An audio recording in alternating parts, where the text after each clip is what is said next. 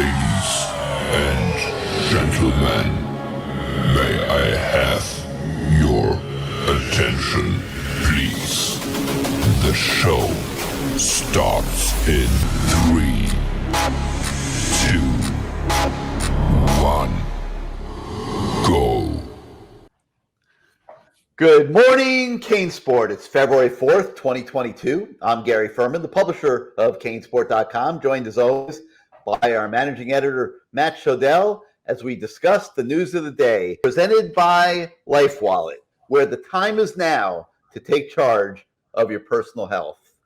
So Matt Shodell, I see you whipped out the glasses again today, undoubtedly wanting to throw me out of focus, but I'm telling you right now, I put some technological protection up in advance of the show, and it's not going to work today. I mean, you're not going to knock me out of focus. I am going to stay in focus and undoubtedly state my opinions very eloquently while in focus. So let's get to the news of the day. And I do want to clean one thing up from yesterday. And a lot of people were commenting on the YouTube comments, on our message boards at CaneSport.com, and they were saying, you know, wow, Gary really wasn't happy at pace high yesterday, and they wanted me to elaborate more. And here's why I didn't elaborate more, because if you don't have like good things to say, sometimes you're better off, you know, not elaborating more. And,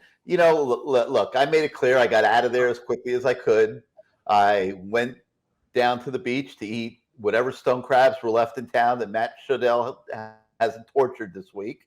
And, I moved on from it. And yeah, no, I wasn't overwhelmed by the things I saw, the transformation of Shemar Stewart over the last 6 months and the way he trolled Miami and things like that. But, I want to leave it at that. You know, I don't want to comment more about it because, you know, I just don't feel there's any benefit to doing so. So I did want to clean that up from yesterday.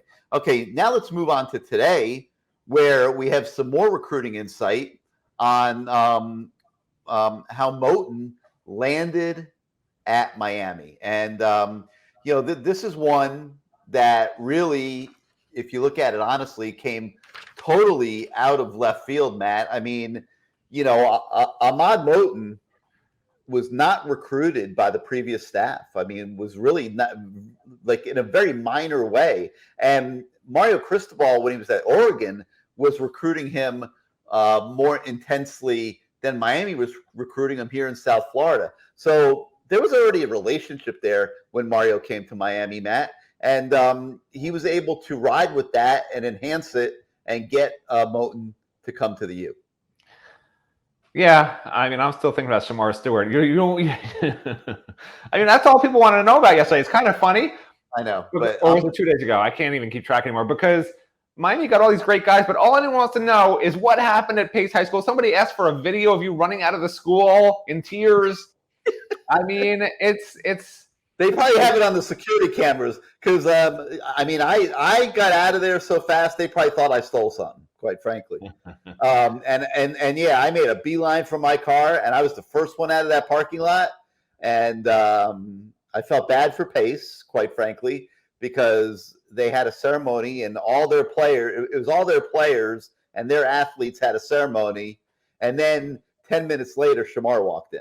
And, you know, that was part of what bothered me, quite frankly. But, I couldn't get out of there quick enough. And I hope one day we're back at Pace and it's a little bit of a different scenario. Yeah. So as for Ahmad Moten, nicest kid in the world. And he was very honest. A lot of times we were at his signing ceremony. We talked to him after his Miami visit, again the day before his announcement. But I wanted to just check in because sometimes when the dust settles, a kid will tell you a little bit more when he's not in the heat of the moment of just announcing and having a bunch of media around him asking him questions. It's a little stressful, you know.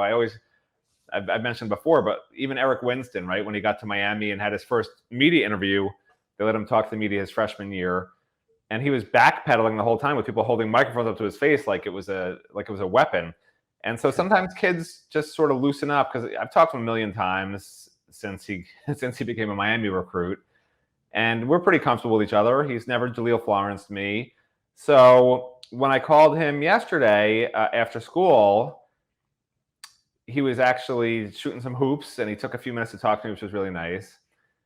And I asked him to walk me through his process. I said, when did you really know? And he literally said, and this is why people were going back and forth, some predicting he wasn't going to go to Miami, some saying he was going to go to Miami, because the truth is he didn't know. So it's hard to predict when a kid himself doesn't know what he's doing. He had to call his pastor at 7 p.m. the night before signing day, and he told his pastor, if I remember correctly, I'm not quoting him here, but he said something like, my heart's with Miami and my mind's with Tennessee. I don't know what to do. Can you help me? Tennessee or Oklahoma? I'm sorry, Oklahoma. What did I say? Yeah, you said Tennessee. Tennessee. I got Tennessee on the brain. Yeah, sorry, Miami or Oklahoma. And we've just been covering. I wonder why we have Tennessee on the brain, Matt. You know, too many recruits. Could it potentially be a hint of what might be coming? I can't discuss why I'm thinking about Tennessee right now. I'm sorry. So anyway, Mario is, by the way, interviewing the guy at Tennessee for the offense. Yeah, that's why I was one of the candidates. And I will say, now that it's over with, that another one of the candidates got a job with the New York Giants yesterday as an offensive coordinator. So that guy's off the board. So I don't know where this OC search is going, but I think the guy at Tennessee's got a shot. So we'll see. It was a Fermanian slip, a Freudian slip, Fermanian slip. I don't know. Fermanian slip. Anyway, we'll have to speculate a little bit. You know, we're not big on the rumors. I mean, you could sit there and rumor 10 different guys in these coaching searches. I mean, it's pointless. Yeah. Well, I'm still trying to tell the Ahmad Moten story, and then you can get to your coordinator search stuff. So the pastor, basically, the only advice the pastor gave him was that he really basically can't go wrong with whatever he thinks he should do. And then the kid hangs up the phone and he thinks to himself, I'm going to Miami. And that's when he told Mario Cristobal. He texted Mario. Most of the recruits will call the coach to give him the news, right? This kid, I like this kid. He just texts Mario, I'm coming. In a text. So Mario thought it was a joke, because what kid texts you to tell you this is his life decision that you've been fighting for him? He said Mario's been texting him every second of the day.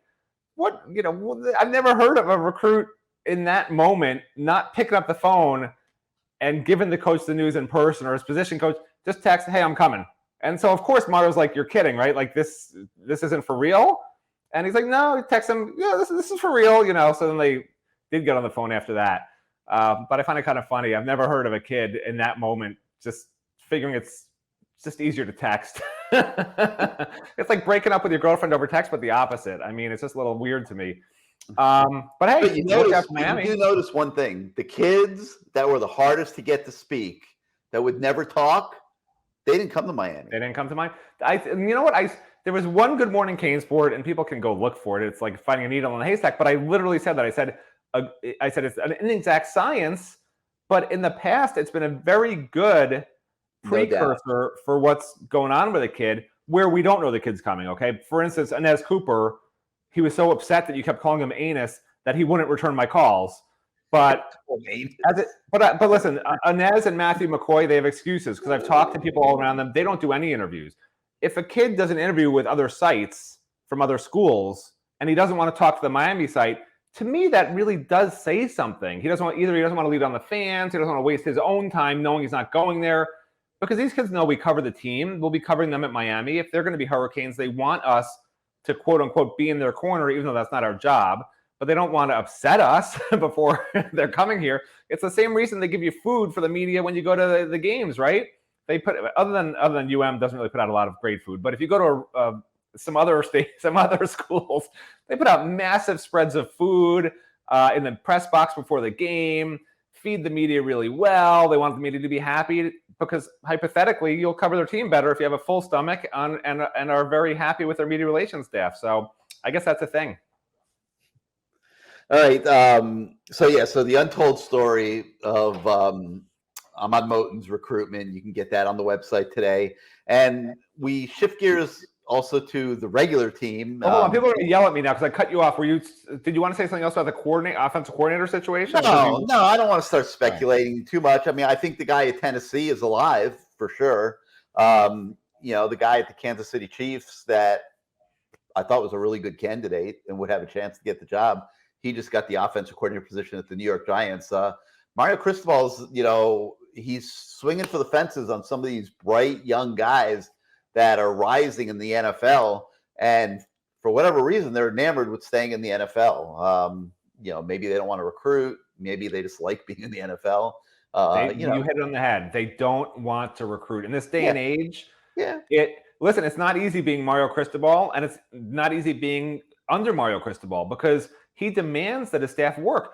He who can't be named, that staff really wasn't pushed hard to you've called it a country club before, and it sort of was. I mean, it was totally a country club. And it's totally different now. And there are some coaches out there who obviously they know Mario by his reputation for being a great coach, but they also know Mario for his reputation of being tireless guy who never sleeps and who demands excellence from his coaches.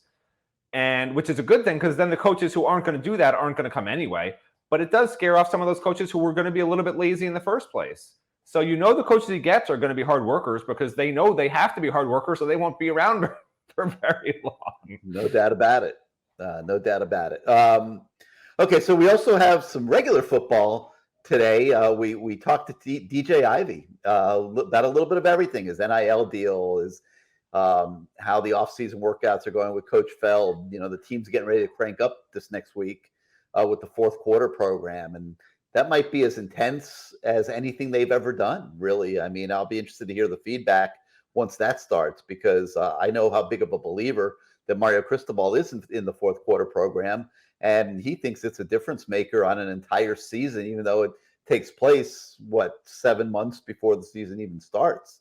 So, that'll be interesting. So we catch up with DJ Ivey as well. But we do continue our look with 2023 recruits and with a look at 4-star wide receiver Rashid Williams from Pittsburgh, California. Again, a statement that Miami is willing to go anywhere in the United States if it sees a good player, Matt. And we've talked about this quite a bit. And you know how big of a believer I am in national recruiting. And it doesn't look like Mario Cristobal, even without a full staff yet, is disappointing in that regard. Yeah, look, he's spreading the net wide. There's no reason not to at this point. And we're going to, like I've told you guys before, in the past, they've offered 1 million kids, which the staff's doing even with only half a staff. And in the past, they haven't really followed up with even the top kids that are out of state. Some of these kids are getting their 30th offers are from Miami.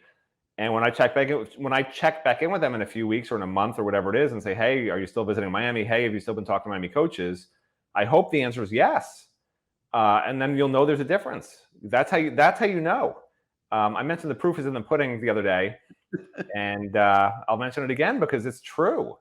You find out. It's not a mystery to if you're being recruited or not by Miami and if they're recruiting you the right way. And I still never understand why they just offer kids willy-nilly back with some of these previous coaching staffs and those kids never hear from Miami again. I would understand it more if those kids said they weren't interested, but I literally would follow up with these kids who got offered by Miami in the past who were 4 stars, some of them even 5 stars. They said, oh, I want to visit. I like Miami. And then I call a month later. I haven't heard from Miami since they offered me. I never understood it then. Obviously I'm not going to badmouth the coaching staff at that time. You have to give people the benefit of the doubt, but I'll tell you guys, when I check back in with some of these recruits, I'll say, hey, just spoke to so-and-so and he hasn't heard from Miami, because back then we didn't have a Good Morning CaneSport. Obviously I wasn't going to write about it or put it on the message board. It's a non-story, but I'll tell you guys, hey, spoke to these 3 kids today. They all heard from Mario again. Or they all heard from the new offensive coordinator, he who shall be named. And we'll see because it's going to be really interesting. They've offered a ton of kids already. I'd say over 100 kids with half a staff. It's a lot of work to staff on all those guys, and we'll see if they can do it. I imagine they will. All right, let's take a moment here and have a word from our friends at Life Wallet and Gil Firestone. 911, what's your emergency? When you're injured or suffering a medical emergency,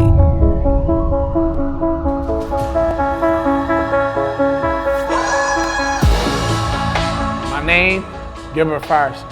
My image right before you. Like me now. My life depends on it. Life Wallet. Saving time, saving lives. And right, I keep promising we're going to have some different commercials that are going to be rotating in. I'm just waiting for them to be produced. So yesterday, where Gil Firestone grew up, right? Where's that? Is in the Grove, which is where I live. Right. And so I'm walking past Green Street yesterday afternoon, going to get my afternoon matcha. It is matcha. Somebody thought it was mocha. It's not for liberals. Anybody can drink matcha, okay? It tastes good. It just happens to be green. Doesn't mean Green New Deal. It just happens to be green tea, okay? Anyway, so I'm walking past Green Street, and I hear someone say, hey! I look up, and Gil Firestone's there, poking his head out of his brand new Rolls Royce. He's throwing dollar bills, $100 bills out the window at people. All right, that part I made up, but I saw Gil Firestone. So he was walking down the street. You got a good deal, man. You got a $50,000 deal. I know. Well, he's walking down the street, said hello to me, and looked like he's doing great. Maybe it's my imagination, but he looks bigger, faster, and stronger. He's happier, I'll tell you that. Every time I see him, he had a big smile. He did have a big smile when he saw me. He's got a big smile every time I see him. He was with a girl. I didn't want to stop him and start chatting. We just said a quick hello to each other and exchanged smiles. I'm sure this guy is with plenty of girls now that he has a few extra dollars in his pocket that he can take them out and stuff. I mean, so great for these kids. I mean, seriously. But I saw him the other day walking outside of the Hex Center, and I said, "Hey, Gilbert, Life Wallet, baby!" And he knows obviously I'm kidding around with him. And then he I can't remember what the phrase was, but he shouted out a phrase from this commercial. Or something. Really? Okay, that's weird. No, it's great. I mean, it's great. So anyway, there's other stuff on the website today. Well, let's not let Matt get off on a tangent here because God knows where it'll take us. Thumbs being cut off at a tangent? I don't think so. Canes baseball season, as I was saying, is coming up, and we have a preview on the site for you to sink your teeth into.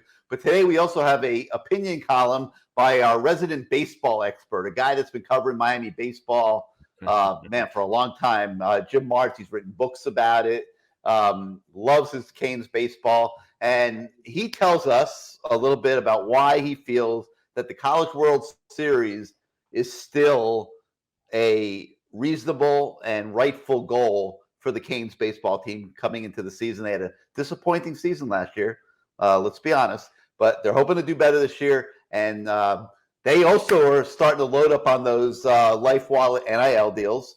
And so the baseball players are feeling pretty good about life, pardon the pun, as well. And they're hoping to do better this year. So we'll see what happens. So we've got that on the site. And we also have a video look at Charlie Moore, who's been such an integral part of the Canes basketball team, that stinker of a performance against Notre Dame the other night, notwithstanding. And they'll get another shot to get their game together Saturday against Georgia Tech. Yes, Matt. What was interesting about Charlie Moore is Jim Larrañaga had a throwaway line about Charlie Moore the other day. He said when he first saw Charlie Moore practice, he was very concerned because he felt he was just too slow to be successful. And he never said he's fast after that. He just said he plays really hard, which I thought was hilarious.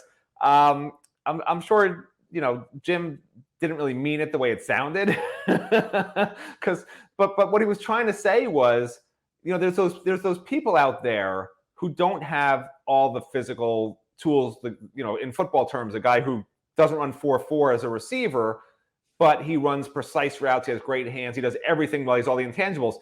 That's Charlie Moore on the basketball court, because he's not the fastest, strongest, he's not the greatest shooter. He actually takes some, he sort of falls in love with these really long three-pointers, which haven't been going in recently. But he sees things that other people don't see, and he sees plays developing before other people see them develop, and he sees plays developing before the defense sees them happening. And he's smart, and he's a veteran, and he's savvy. So when Jim Larrañaga says he's too slow to play, he might actually be right, but he has great footwork and technique, and he makes up for it in so many other ways. And he's just been a fantastic player. So watch those highlights, and you're not going to see him speeding by anybody down the court, but you'll see him making plays. He's just a playmaker. All right, so we've got that on the site. We got baseball on the site. We got 2020 2022 recruiting, 2023 recruiting. And you have been going out of focus the entire time I've been wearing my glasses, just so you know. I don't know if you care or not. In and out of focus. All right. That's enough nonsense for today. That's going to do it for Good Morning CaneSport. We thank you guys for watching. Nobody's still watching. There's nobody left. For Matt You Shodell, don't say goodbye. Nobody's watching. Turn it off. For Matt Shodell, I'm Gary Ferman. We thank you for joining us once again on Good Morning CaneSport, and we'll see you again on Monday, everybody. Have a great weekend.